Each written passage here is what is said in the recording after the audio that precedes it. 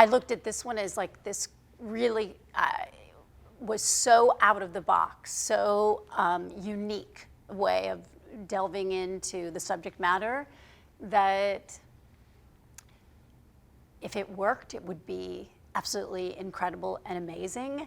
And yes, it could also be an absolute disaster.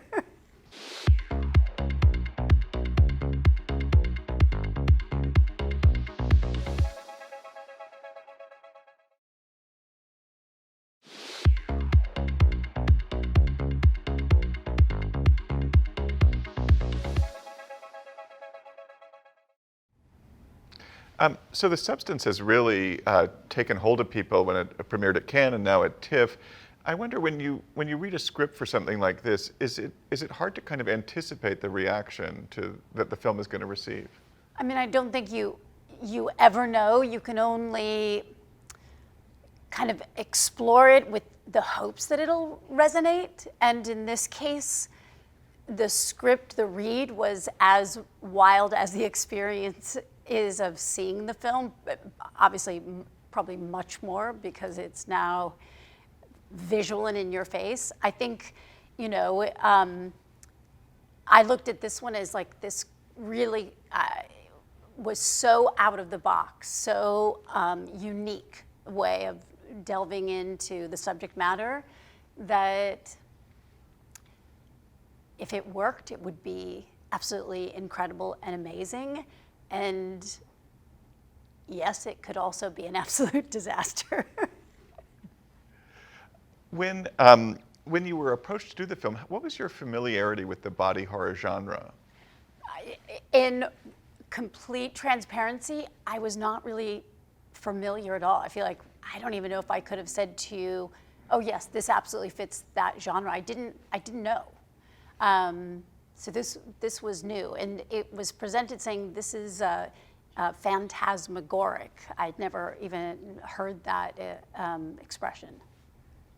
So when you actually started to kind of get into to prepare for the role, what was that like? What did you do to sort of get ready to play this character, to play Elizabeth? You know, what was interesting is, obviously, if you've seen the film, there isn't a lot of dialogue. And so for me, a lot of the prep had to do with really giving Elizabeth as full of a life as possible, so that in every moment I could feel present and alive to who she was, what she was going through. And not that you don't do that on every role, but in this case, because so much had to come through, just through, the subtleties of the eyes and the, simple expressions. It also seems like it was a very physically demanding role. And I wonder, what was it like to kind of do these transformation sequences, and how did you prepare for those? Yeah, somehow, did you notice how I just kind of didn't even grapple with that as part of it? Yes. Even before we started, we had to do the molding, the molds to do it. The nice thing about because it is extremely challenging, of sitting through the process of the application, which was anywhere for me from 6 to 9.5 hours, is that it does lend itself to helping you move into a whole different body, a whole different kind of relationship with self. And some of it was kind of finding the body as we went along. And also because it's very different than, say, I'm just playing someone in just old age makeup. It had a whole other layer of kind of trauma shock, because it was happening in this way that was so beyond her control. Did you work with movement coaches at all, or anything? I did a little bit, but it was something that didn't really come into play until we were actually already shooting. So I really only had someone to work with over Zoom. And some of that was really almost more about being careful not to hurt myself, because I spent a lot of time in a hunched over position. There was a lot of the physicality, and we had the heightened reality, which gave us permission to do things that somebody who, in fact, had aged to that degree wouldn't be able to do. Like, I have some pretty high speed runs. And what about working with Margaret Qualley? Had you known her before you did this film, and how did you kind of figure out that relationship too? We hadn't ever met before, but interestingly, I think we both felt like we did know each other from the moment that we met. I mean, we had these indirect connections. Obviously, years and years ago, I had worked and knew her mother. She knew my daughters. And I think that we have some shared qualities. I think that we both are willing to do roles where you kind of get a little dirty. And I think with very little conversation or dialogue that we just connected. And I think it was a really crucial and important part of the whole process, because it was really, physically demanding for both of us. And, we were there all in 5.5 months working on this. And,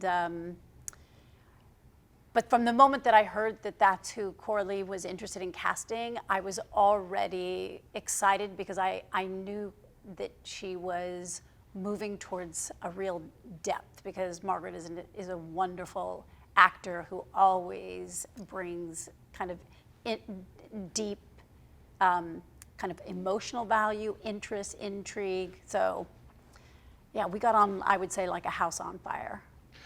In making this movie, did it sort of lead you to reconsider or think about your own experiences in the entertainment industry, or to kind of think about how it had been to kind of navigate this business? I think I didn't really think of it oddly, I didn't think of it in relation to myself. I feel like I could relate to it in some respects more from actually my younger years. But I knew how important this subject and how relevant this subject matter was.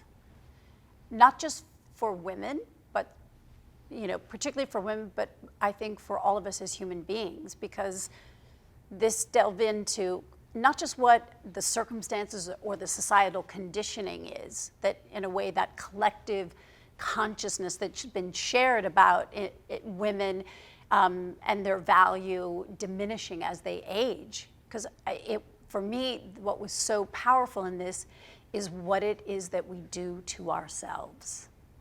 It's that idea of, what someone does or doesn't do is irrelevant, but how you hold it is everything. And I felt like in the whole arc for Elizabeth is that it was all this incredible value that she was giving to everything external, and how she then internalized it, and in the way that Qualley created a physical manifestation of that violence that we can have against ourselves, I thought would be, my hope was that it would be impactful and really resonate.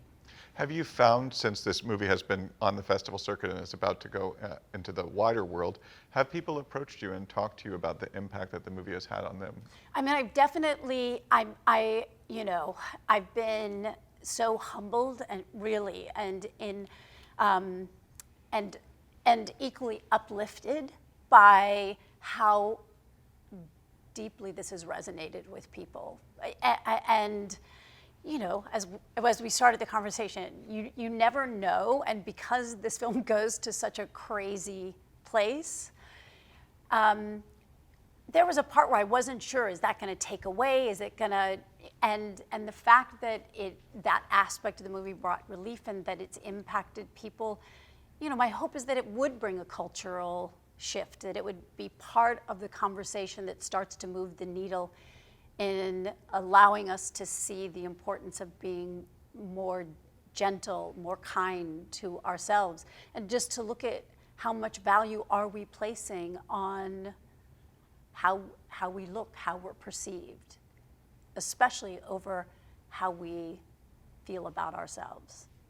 There have been reports of a sequel to St. Elmo's Fire, and I wonder what's the latest with that? Is that something you'd be open to? Yeah, so the update is definitely conversations are happening. Studio has been really behind driving this. As far as I know, everyone seems to be up for it, which I think would be amazing. And no script yet, but looking for the right partner, I think, to write that. And then I think we would all probably start to jump in and figure out who are these people this many years later. It was such a pivotal film for all of us involved, and having participated with Andrew McCarthy on his doc, sat on a panel where I got to see Ali Sheedy, who I hadn't seen in 30 years. It would be a real joy. Well, Demi, thank you so much, God, and congratulations. Thank you.